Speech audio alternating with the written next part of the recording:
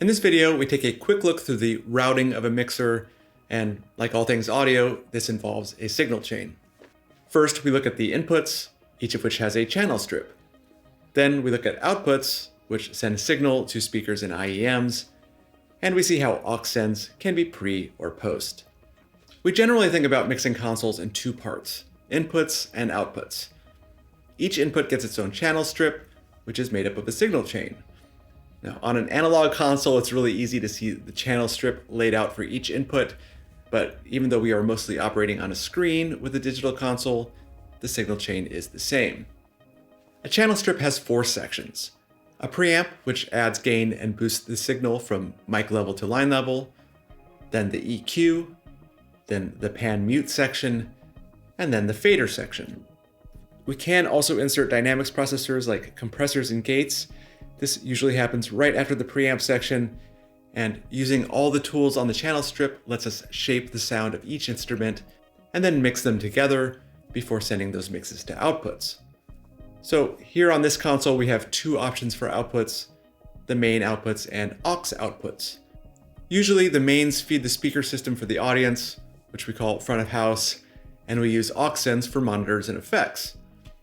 Analog consoles have knobs for the aux sends, but here on the Touch Mix, we use faders in the software to build our mixes, and I will demonstrate that here more in a bit. Aux sends can be pre or post, and this just refers to where in the channel strip the signal is being picked off. Aux pre comes right after the preamp, which means that it's pre-EQ and pre-fader, so if we adjust the EQ or move the fader, it won't affect the aux pre send.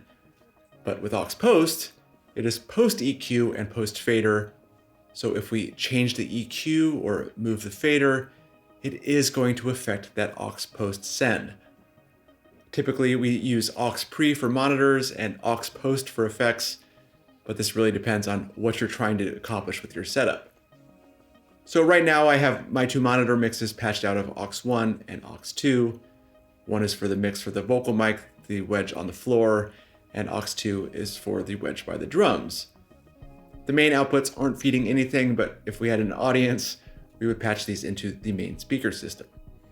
And right now, these faders are looking at the main mix, but if I want to bring up the vocal mic in the wedge, I'd have to make these show the aux send. So I just push the button here, and now these faders are showing aux 1. Now I can raise this fader, which sends it to aux 1, and I can hear it in the wedge.